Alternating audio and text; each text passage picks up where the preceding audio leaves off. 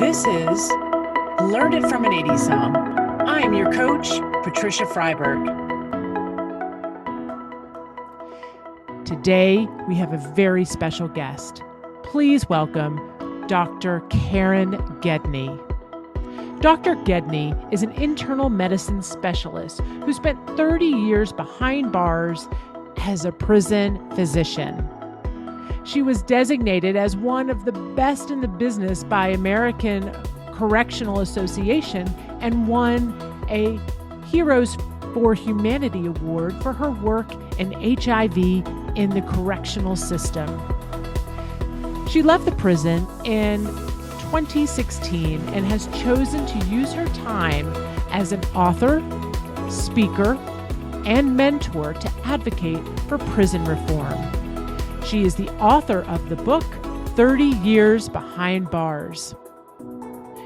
She currently is the medical director for Ridge House in Reno, which offers transitional housing and wraparound medical and psychological services for individuals involved in the criminal justice system.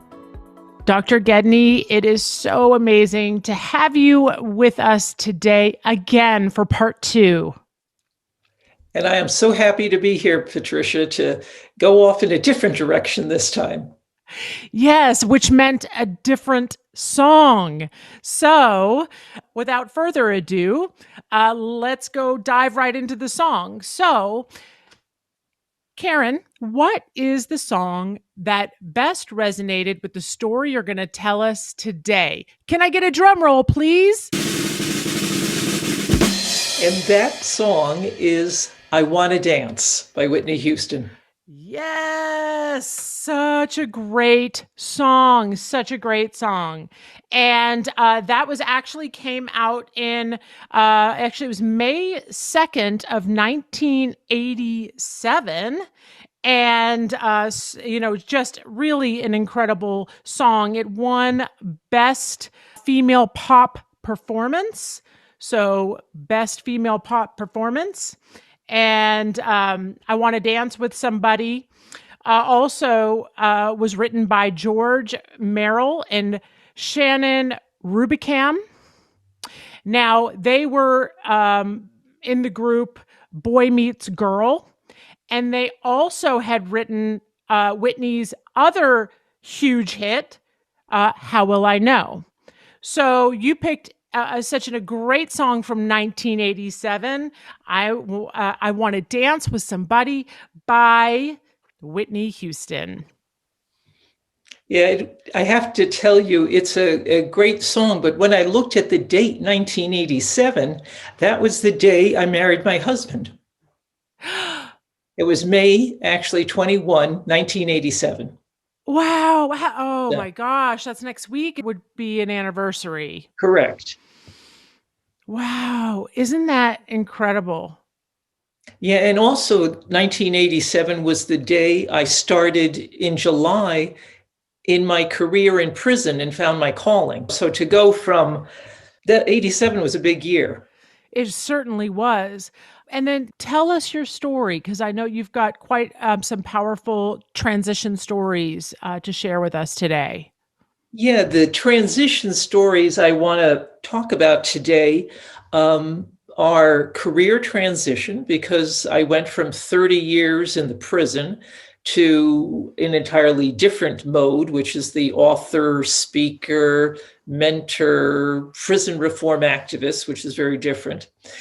And also, I want to talk about the transition going from a husband of 33 years to no husband. Right. And the transition of going from being able to do anything physically to getting older, because now I'm 64, and that's problematic in lots of areas. Yes.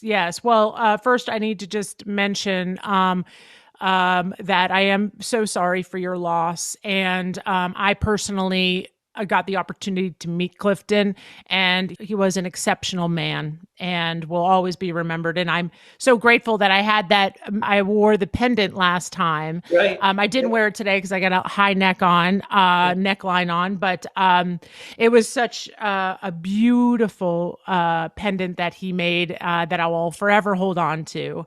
You guys were are an exceptional and were an exceptional couple. Yeah, so, it's interesting because I know you're very fond of strengths. And I realize when I look back, uh, I have these traits of learning, action, and achievement. And I have to share with you, like when anyone has a transition in terms of the death of a spouse, everybody handles it differently. And I'll share with you that I was in shock, but literally when they took away the body, because he died suddenly from a heart attack in the house, I went into inaction mode. I mean, just like an unbelievable action mode. So for really 48 hours, I did nothing but clean every single thing of his out of the house, which is sort of crazy, but that's how I coped. And then my sister and my college friend, who's up in Lake Tahoe, who used to be my ex-college roommate, both of them knew sort of I'm oriented to, I need to do something. I need action. And my friend, Nancy, who lives in Tahoe, she said, "Hey, Karen, I'm not taking no for an answer. And you are going with me and Barbara," which was my other ex-college roommate. "We've got this vacation out in Montana where we're going to downhill ski and cross country and snowshoe, and you're coming with us. And it's next week. So just don't whine, just you're coming with us." And so I spent a week in Montana with two people I knew from college, where I'm snowshoeing and cross country skiing. And I don't do downhill anymore because 50 years of hardcore skiing was that's too much for me. But it was to do action is how I cope with life. Yeah. And it was funny. My sister, when she came out, we had the action of going through all sorts of paperwork and, getting everything figured out, which is like a nightmare when someone dies unexpectedly. Yeah. And I will tell your viewers that all couples should absolutely have that major game plan in place if one dies, in terms of not only a will. My husband had this will like, "I leave everything to my wife, end of story." Well, that's not really helpful because I did not know all sorts of things. This is just an example for your audience. As an example, my husband was retired military. It never occurred to me that as the spouse of a retired military person, I might get something. Mm-hmm. I don't know. It just didn't occur to me. Right. And then I was talking with someone who was in the military and goes, "Karen, you know that you should try to access that. I mean, he was service connected. He got shot through the chest and lost a lung and had heart damage and all this stuff. And you should see." So I ended up investigating that. And sure enough, I got $1,300 a month tax-free now for the rest of my life as a military spouse, which I would have never known. Incredible. Never. Right. Incredible. So, I mean, there's a lot of things that I think when people go through any loss, you don't know what you don't even know. That's the thing. So you have to sort of reach out to people who have had similar experiences. Yes. Yes. And actually, I've been personally doing that with my mom. Because I very much am an ex-prison doctor and I want to help my inmate population, I had the opportunity about 7 months after my husband passed, to give the opportunity to have one of my ex-felons actually live with me as my Wow. roommate.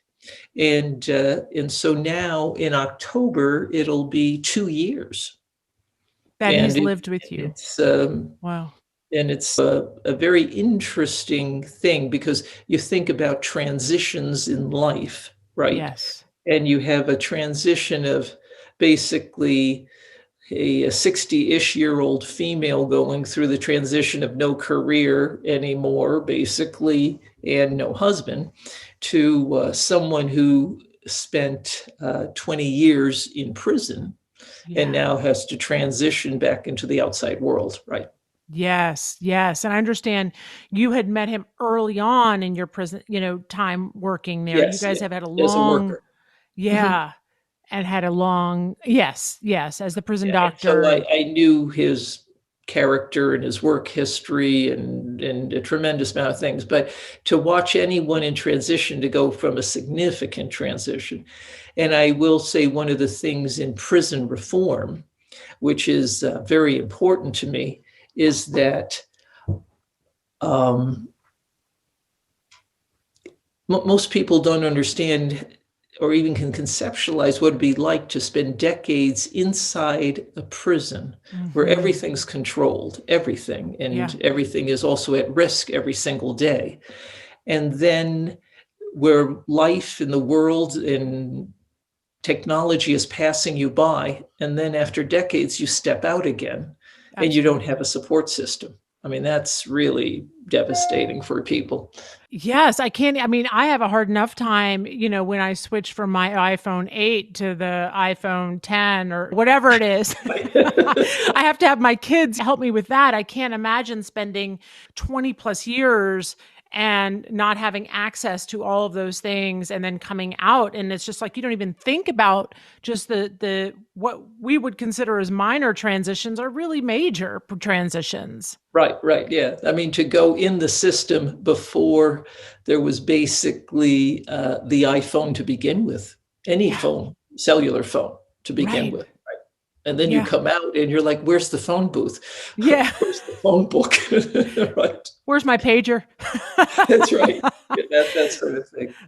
Wow, incredible. And how, I mean, what a gift for him to be there with you and during his transition time and then also for you during your continued grieving process and transition as Right. well. Yeah. Yeah. So And it's a two-way street. Yeah. It's a mhm. two-way transition street. Yes, exactly. Tell us about I was fortunate enough to see a picture of Yeah. you that you had sent me. And when I said, "Hey, how are you doing? What have you been up to?" And then you sent me this incredible picture of a swimsuit competition. Yeah. And Bikini. Bikini. in a bikini, excuse me, a bikini competition. And I will tell you the 80s song that came into my mind as soon as I saw the picture was Legs by ZZ Top. Um, so Yeah. tell us about how you got involved in that. What was the process like? And then how it really helped you through this time. Well, so it's a combination of things. Imagine here I am, a prison doc. One of the reasons, Patricia, that I love to travel to different countries is they are not as weirded out as the United States. I can go to England and not be embarrassed that my teeth aren't perfectly straight and white and everything else. I could feel okay in England.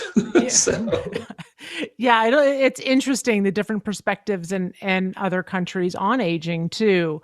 That's you bring up such great points. Now, I know you stepped out of your comfort zone when you did the bikini contest, yes. and you were talking about anti-aging and the amazing certification that you went through. But to circle back to bikini contest and Like, how did I do that? How did legs, because it's out of your comfort zone. So I can see how you went back to medicine again. yeah, yeah, right, right, yeah, yeah. So tell So us, what give us the happened was, details on that. Speak to us a little bit about how this also helped during your time of grieving. Tell us a little bit about that. well, I think the biggest thing, when someone goes through a transition and grief, you can't look back. You have Mm-hmm. to look forward. And also you have to, I really think, in my mind, you have to keep growing, otherwise you stagnate and you decay. Mm-hmm. And so that's why I think it's very, very important that, especially when people retire from or leave a career that has been unbelievably demanding, many people are like, "Ooh, I just want to get out and play some golf and travel, and that's Right. it." And I think that is a mistake. And I really think that people, and because there's so many baby boomers, the baby Mm-hmm. boomer generation does not want to grow old or irrelevant. That's and probably the first generation that has that opportunity to live a lot longer and not Yes. just roll over. And it has a lot of weight and power. But I really think you see this shift toward, okay, I'm going to rewire and refire Mm-hmm. and do something else. And I had this experience where one of the other things I did was I saw this great TED talk on something called the Modern Elder Academy by Chip Conley. And Chip Conley, unique guy who was a major hotel boutique guy down in San Francisco, and then a TED speaker. And he developed this academy down in Baja, California. And it was just sort of starting. And when I heard about it and read about it, you had to apply to go. And I thought, well, this will be just interesting. I just want to see. And I went, and that was a very transformative week for me because I was involved with other people who were going through transition and Mm. also were of a certain age, group, the sort of 50 to Right. early, like 50 to 70-year-old age group. And to realize you're not the only one who's going through like what exactly is going on and what am I doing? And I think that people who are deciding what exactly to do, to me it makes the most sense to try different things and see what resonates. That's why when I left my career, it's like, okay, what do I really want to do? I still don't exactly know, Patricia, but Right. that's okay too, because I was laser focused for so many years. Now I have what I would consider a rainbow effect. Well, I do a little this, do a little that, do this, that, instead of, trying to get out of that box where you have to be really good in one thing and incredibly intense. So now I'm more spread out in Yeah. terms of what I'm doing. Right. And even when I do my speaking gigs, a lot of it's on prison reform, Mm-hmm. but I like to also talk about transforming trauma Mm. or how to deal with difficult people, because in the prison that was that was a Yes. unique thing. Yes. And I've been speaking on abolishing the death penalty in Nevada, where unfortunately right now in the legislature it looks like it's not going to pass. But Mm. to like become politically active, where I mean, I stayed away from politics as far as any human possible, in Right. the prison, and Right. now I'm getting a different type of step as well. The other thing I'm doing, which actually I'm doing tomorrow, is I'm now a tour guide for the historical prison system. Wow. Yeah, so there's a prison. There are three prisons in my area, and one prison was built in 1862, before Nevada was a state. So that place is old, really Wow. old. It's all out of stone and quarry, and um, it ran, and I took care of people there as well, but it ran till 2012 and was decommissioned because it was just too much infrastructure to hold up. It was so old, and they wanted to have a new prison. But anyway, it is a wild historical place. The first prison in the United States where the gas chamber was used as Mm. well. They have a lot of firsts at that weird place. Yes. And movies have been made there, like The Last Innocent Man with Tom Selleck. Yeah. 2 years ago, Mustang, which was Redford's thing, made at that place. So I've helped out on movies now, which Oh, is sort of unique. yes. As like a security guard for the prison, because so Wow. people, don't get lost there. Right. And but it's sort of fun to have a little volunteer job, but also where I can sort of promote my book, but also then teach not only the history, but sort of nudge people to become more aware of some of the things that I think they need to be aware of, Right. And right? In terms history, of prison reform, right? exactly. Where we were, where we are now, and where we should be, right? Right. Yeah. And that's the other interesting thing about transitioning. You never, if you keep yourself open, you just don't know. I mean, if someone would say, "Hey, you're going to be a guide, a tour guide someday," I'm like, "What, are you out of your mind?" Yes. but but to me, it's like a teaching opportunity, and it's also Hmm. active because you got to walk, all around. And I do Absolutely. it, for a few hours on a couple of, here and there, and it's sort of fun. Diving a little bit into strengths, and then we're going to talk about action items. Oh, and then we also need to talk a little bit about the song and how it resonates. Oh yes, yeah, yeah. Yes. There's all sorts of, yes, Yes. So why that's let's, and I important to know me. 87 was a particularly, Right. especially the 21st, was a significant date. Yeah. So let's go to strengths, then we'll go to Okay. resonating of the song. So, and we're only going to touch on it briefly this week because we did a deep dive with Dr. Gedney a couple weeks ago, and so, what I would say right now for the strengths that I see based on the story of transitions throughout her life that she shared would be, and this is through the VIA Strengths, and it's a completely free assessment you can take online. It's the VIA Strengths Assessment. And these are strengths, there's 24 of them, and it's unique to your core. So, it's how you show up in the world. That's what the VIA Strengths are. There's 24 of them. All right. So looking at Dr. Gedney's strengths, I'm going to pick three that really stand out. One is love of learning, which we didn't really touch on as much last time. She was here, but love of learning definitely shows through. And then I would also say curiosity would be follow right along the lines with love of learning and with Dr. Gedney's strengths, because curiosity, she's curious about a lot of things, and she referenced the rainbow. So many things of interest that she has that are all really true. To who she is. She wants to dial in and really focus on the many different interests that she has. And so curiosity would definitely be one of the top strengths. And then we go right back again to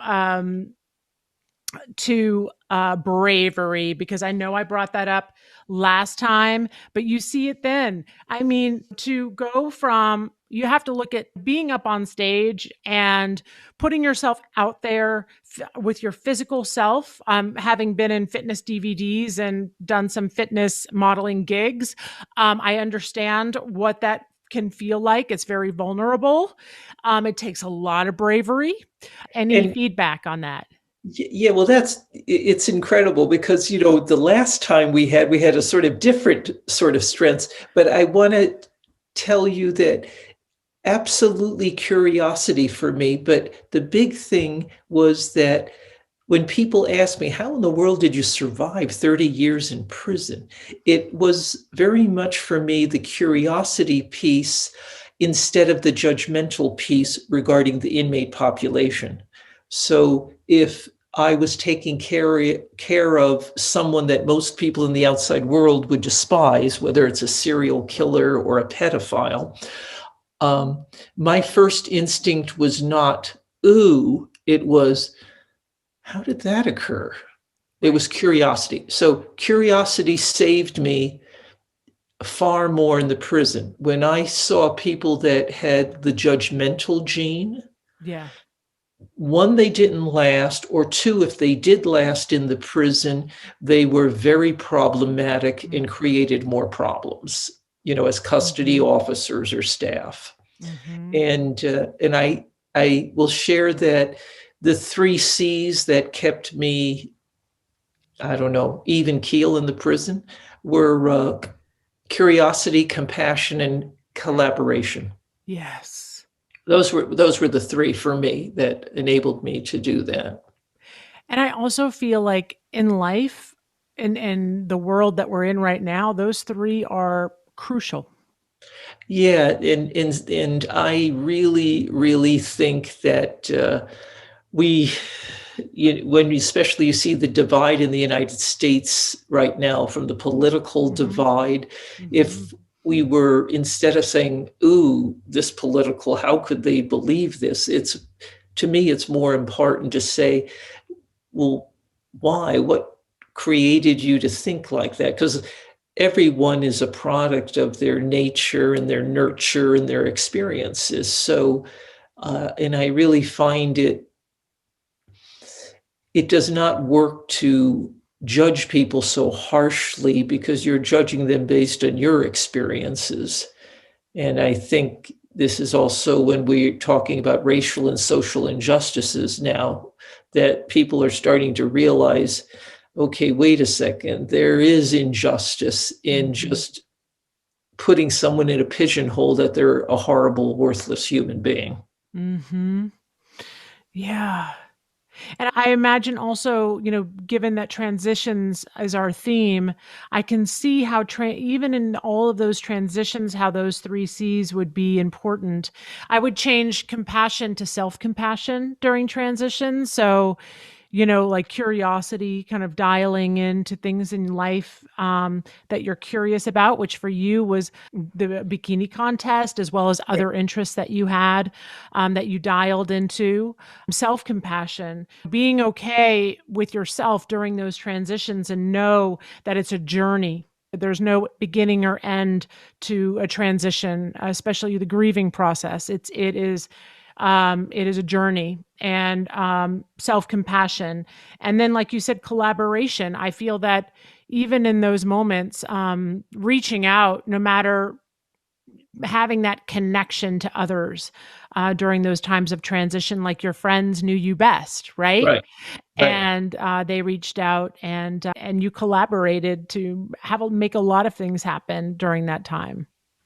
Yes. Yep. That's it. It's the three C's. How did the song resonate? Yeah, the song. Yes, we Well, got to go back to the song. yeah, let's go back to the song. So here's the thing about the song. In any song, well,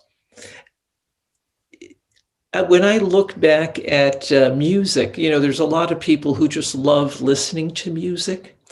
And I didn't have all that, what should I say? I didn't have all those opportunities to really listen to music that much because I was studying all the time and I can't study with music.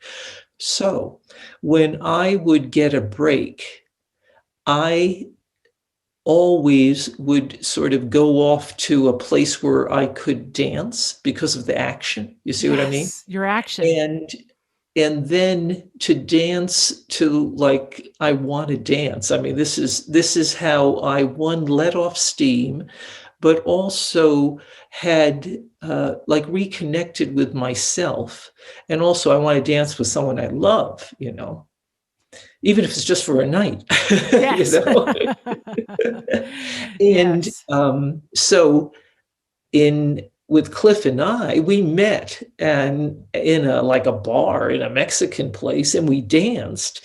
And I knew from dancing with him that he loved to dance, which Wow. was, a lot of guys. I mean, a lot of guys are not self-confident, and they drink before they feel comfortable. Mhm. And Cliff, he felt comfortable in every instance, and And so when we danced, it was like, okay, this guy is great.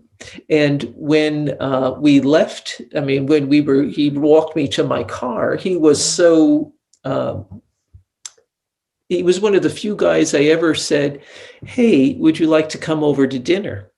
Right. Right, right.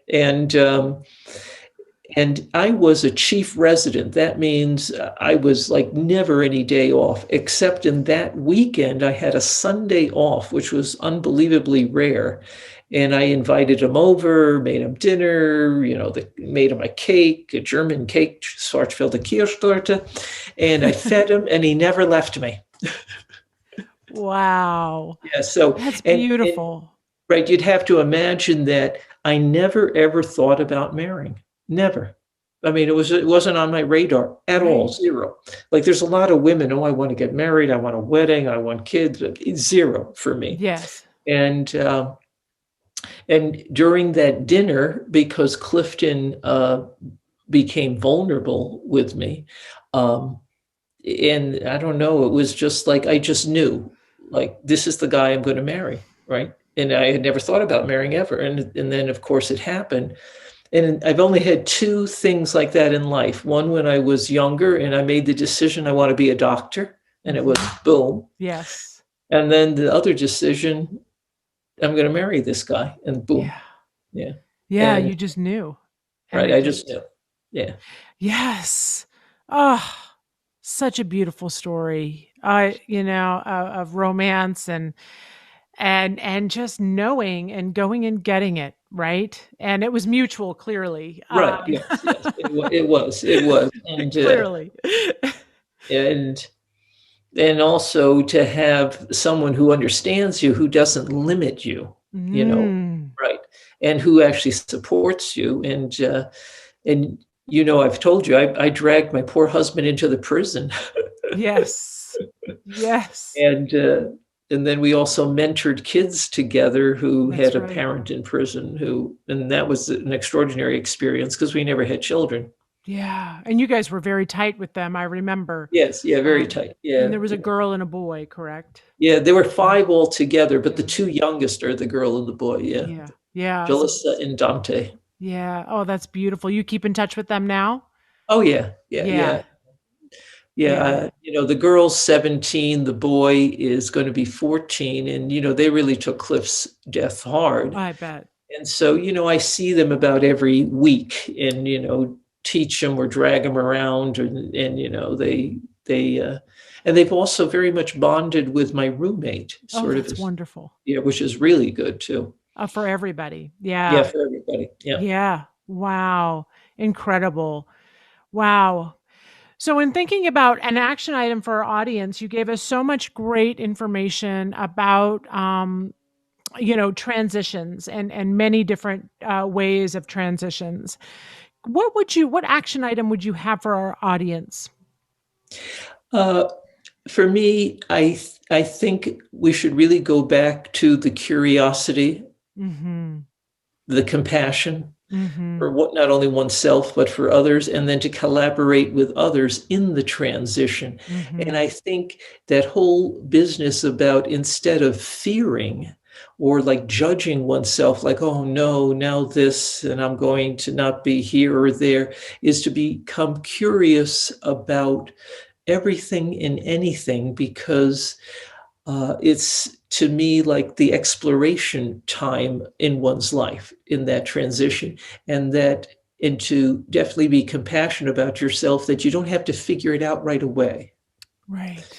And Right. then to collaborate with others is to just see, hey, what have they done, Right. and what's worked for them. And Yes. like when I went to the Modern Elder Academy, that was sort of like an interesting collaborating experience, and also in a beautiful place. Well, yeah, beautiful place. And speaking of collaboration, I feel, especially with women, how much we can do together and how much we can support each other. I've touched on this before in other podcasts, but from a society, this would be a whole nother podcast. But society often puts women against each other, right? And and competing against each other.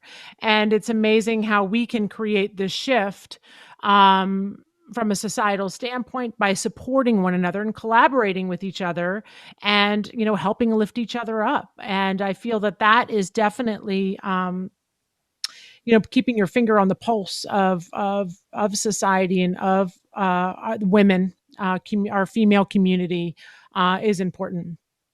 And Patricia, I probably had to learn that lesson more than anyone because I spent my 30 years in a male hierarchy, which was very militaristic, and I was only taking care of male patients. Wow. So I really did not interact with females except my sister Mm-hmm. and my friend up in Tahoe intermittently, but otherwise I had actually Yeah. zero female interaction. And so when I retired, actually, it was my husband who met some woman who had a tribe of women to empower each other. He introduced me to Renee. Wow. Oh, Right. He yes. was the one. Wow. And then in that group, I met now my one of my best friends, Pam Peck, Yeah. who like I was never used to being supported in any way. It was very bizarre for me, right? Yes. Yeah. And I got to show you this because I was like, she knew I was always sort of self-critical of myself. Yeah. And she sent me this, I don't know if you can see it. Oh, I It's can. this Oh, that's big great. thing, which it says Karen on the bottom. Oh, it says But Karen on the bottom, and it has all and these it's all the I descriptors. am like I am beautiful, fabulous, blah, blah, fearless. She Yes. said this to me. Yes. And that's a So I perfect never example. experienced that before. And that's a perfect example of how, Yeah. women can support each other and be there for each other. And I love the action item. Audience, let's look at the 3 C's in our own lives. No matter, I mean, I think a lot of us are going through transition right now. Whether you're in your same job or whether Yeah. we're all transitioning uh, into more, I hate to say normal, but it's like quote quote. Let's put it in quotes. Quote normal, the new normal, and then looking at compassion and I think being aware of and respectful of how everybody has their process in transitions, and Right. practicing it on yourself, but then practicing it for others. I think during this time, in particular in our COVID journey, is important. And then finally, collaboration. Let's, as a group, as females, which is the most of my audience, I would love everybody to see how you can support somebody this week. See how you can connect with one of your favorite females this week, and support them. Yeah. And before you go, I want to just share this one thing. Sure. There's so because of this whole women and like helping each other, which I was absolutely not used to. Uh, about 2 months ago, this woman, Pat Lynch, she's like the CEO and founder of Women's Radio. And she heard me speak at this nonpartisan political group and on the death penalty and holistic prison reform. But then she reached out to me and she said, "Hey, Karen, I am really into prison reform and education reform, and I can see you as the speaker for this Yes. entire country in this and that and everything." And she's 77. She is like got energy of like 100 Energizer bunnies. And she's like, "Okay, now you need to do this. And I'm going to introduce you to that person and this person and that person." I'm like, but I would have never expected that, right? I mean, it Beautiful. was it was Yes. wild for me. Yes. And I love when people can see, you can see in each other, these that we can't see in ourselves sometimes. So it's almost like a mirror, and being able to reflect and, see something in yourself that you didn't see before. And I love how women, when they point those things out to each other, it's pretty impactful. Yeah, and it was like I said, especially for me, who I didn't have that. I mean, at all, especially not in career or anything Right. like that. It was like a Yeah. zero. Yeah. So cool. We did talk about 80s trends last time, and in the 80s, you were mostly in scrubs and your doctor attire. But what I will say is it's been such a pleasure to have you for part 2.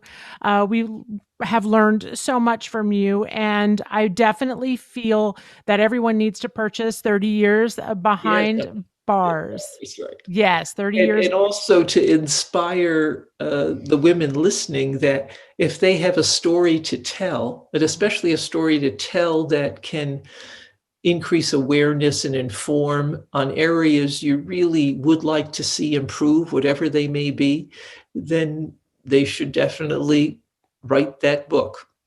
Because even if it doesn't really go anywhere, it's a very good psychotherapy session, I must say. 100%. Writing and journaling, and I've been doing that myself, is a little bit of, well, I've been calling it, brain dumping.